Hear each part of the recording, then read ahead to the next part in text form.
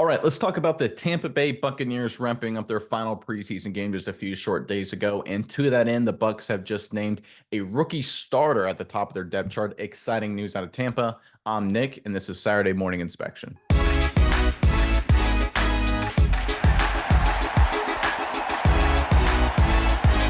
All right, so this Buccaneers squad, defending NFC South champions, people tend to keep forgetting about the fact this is a talented group, a lot of veteran contributors on both sides of the ball, but they've got some young guys emerging as well. And there's one in particular that, like I mentioned in the opening, has been officially named a starter. Let's pull up this report, this tweet, I should say, and we'll talk about it more on the other side.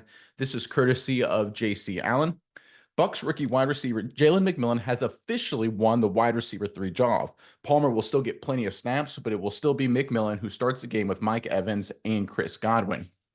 For those of you who aren't familiar, even though it's wide receiver 3, a lot of base personnel these days for offenses is one running back, one tight end, 3 receivers. So the wide receiver 3 position is actually a starting position. So to that end, Jalen McMillan officially a rookie starter for the Buccaneers. A little surprising by me. I thought he was going to have a big impact, but to win the starting job outright is obviously a great sign for him and this Bucs offense.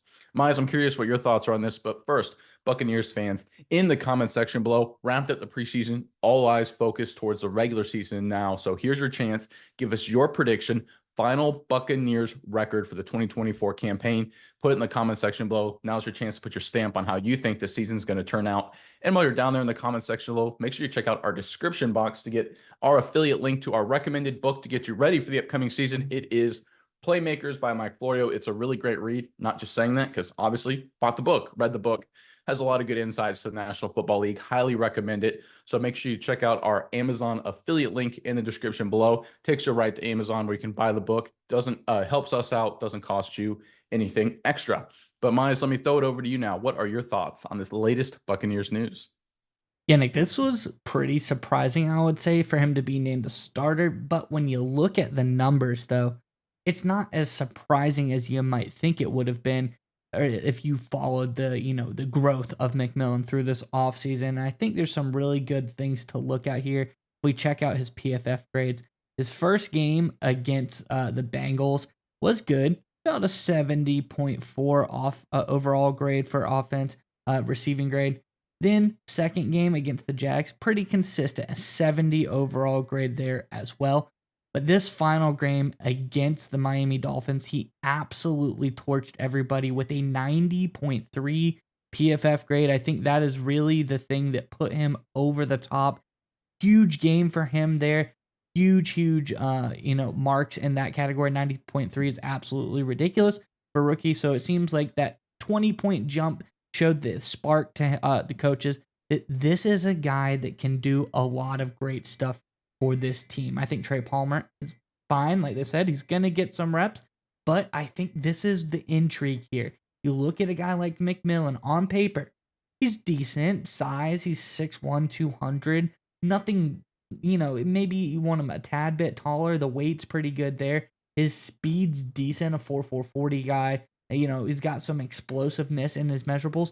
But for him to really put it together and show in that final game how talented of a receiver he can be, I think it just shows the coaches they could not deny keeping this guy on the field. And you love that because, like you said, this is a Bucs team. There's a lot of veterans. You need to start seeing some of these younger guys work their way up the rosters because the Mike Evans, the Godwins, they aren't going to be here forever. We need to start seeing these guys make themselves known, and we did here with McMillan. Yeah, I agree with you in terms of the long-term prospects of Tampa Bay. Having a guy like McMillan emerge as a key contributor is obviously important. But let's focus on 2024 here for a second. Mike Evans, we know, is still a super-duper star, probably the most underrated players in the National Football League. He looks like a Hall of Famer at this rate. He's just so consistent, a machine with productivity in the big plays year after year after year. Godwin is still very solid and steady as well.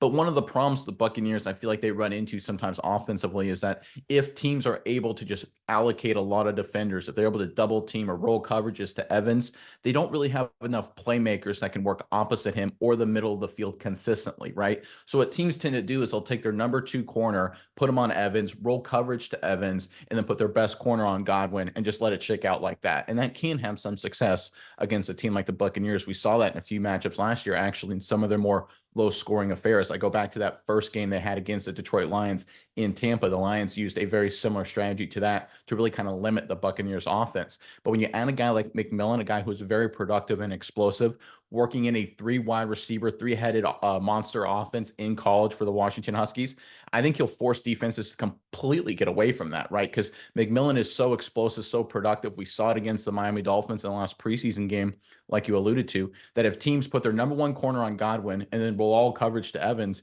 that means McMillan's going to be one-on-one, no help against what, a team's number 3 or number 4 corner, maybe a safety. That is a mismatch. That's what we've seen this preseason. That's what we've seen this camp. I think it's a smart move putting McMillan in the slot, because here's the other factor. Opposing defenses don't have a lot of film on him yet. They don't know the best way to play him. So there's going to be an element of surprise, certainly in the first half of the season. I think it's a smart move by Tampa. I think it's a great sign for Jalen McMillan. And it looks like, once again, we talked about Graham Barton. We talked about Bucky Irving. Now throw McMillan to the mix. Really solid draft by the Tampa Bay Buccaneers.